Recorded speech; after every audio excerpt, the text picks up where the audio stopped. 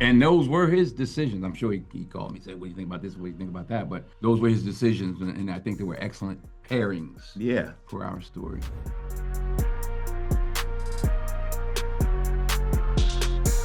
It's great, meeting you both because last time I saw you, you were in Cannes and was quite emotional. I was in that premiere in Cannes Film Festival and everybody cried, I think, at least me. And for me, that was something that really kept in my heart because I think it's a film of this is Spike Lee films. It's full of humor. And I felt like you all a bunch of friends and brothers. So I wish you could talk a little bit about this relationship you built, because we can feel it.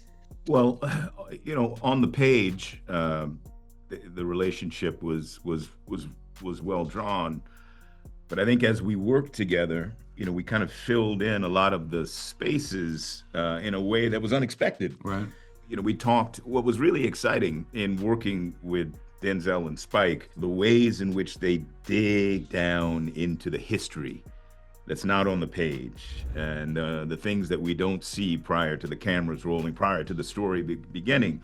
And so that was helpful for me because it gave me some stuff to hold on to, how we could justify and build, the relationship, and I could add to the character in the ways that made sense, that, suited the story. And from there, when the cameras rolled, we just found these moments together Right. that were, not really scripted, but were authentic and seemed to suit the relationship and suit the overall story. Spike put together a good team of cagey veterans. Right?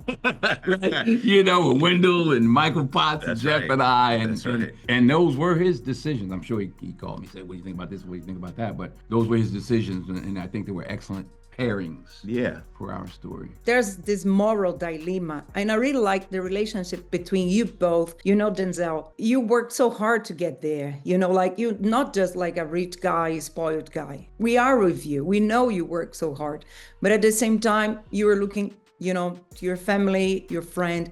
How was for you, to work this internal dilemma? Because your character is not selfish guy. It would be easier in a way to build a black and white guy, he's selfish, he's just think about money. And King is not this kind of guy, like we know he's a very good guy in a dilemma. So that's what I wanted to ask you about. Like, how did you feel about this dilemma as an actor, Well, it's what I do. I mean, it's just on the page and you interpret the material. I mean, that's the story. All money ain't good money. Are you willing to sell your soul, and at what price? So many cliches. When you pray for rain, you got to deal with the mud too. You had to deal with, hopefully good things grow out of that mud, like a relationship with your own child. Yeah, I think, as Denzel said, our job is to interpret what's on the page. And that's the tension that makes this story interesting. I mean, that's the crux of the matter, is the tension between the selfish and the selfless. It's just a wonderful construct. And fortunately, there's the old saying, if it ain't on the page, it ain't on the stage. And it was on the page in Kurosawa's time, and it was on the page in our time for this storytelling and Spike's interpretation, or reimagination, whatever you want to call it. And it makes our job easier. And then, as I said, he put the best actors together and let them. I'm asking this because everything's changing. Music's changing. Like we do good things for social media, to show up on social media. Sometimes if we did, You mean you or humanity, not me? I don't have Not social you. media. Yeah. I don't have social media. I know. Lucky you, but sometimes I'm not lucky. That's a choice. We all have that choice. That's You a can good- choose to have it. Are you the victim or are you the slave? I'm not a slave, but maybe a victim. Yeah. Have to think about it. Well, that's it. And some things I think they shouldn't change, like ethics, like friendship. That's why I was asking you, about this. Às 11 horas tu pega o trem expresso indo pra capital do dinheiro, Manhattan. Se você soltar ele, eu garanto que não te prendem. Agora é tarde pra isso. Nunca é tarde demais. Tu não é Deus mais não, negão. Eu que sou. I've seen Highest to Lowest the first time in Cannes. Oh, you And saw I- it again? Yeah, I saw in Cannes, and I was really, really moved with the premiere. It was so beautiful. It was really good. Denzel did not know he was getting that award. He did not know. Yeah, and he was so moved. I was moved as well. Everybody was, like everybody cried. And I was thinking, the next day, and I still think about this. This is a film about friendship, things that sometimes we think are not important anymore because we want to be exposed, we want to be on social media, and this is a film about intimacy. You talk specifically about the friendship between the characters played by Denzel and Jeffrey Wright, right? Yeah, and at the end of the day, it's about their friendship. You know what I mean? Like the honor to a friend. So how do you feel about it? Because it was so big in Cannes, but at the end of the day, I think it's a very intimate film, Well, I have to first acknowledge, you think about that. And then I go back to the original source, Ed McBain's book, King's Ransom, and then it was adopted by the great filmmaker Kurosawa. But I think in our version, there wasn't really a friendship between Mifune's character and that guy. Was more like a class thing, really. Again, that was post-war Japan, 1963.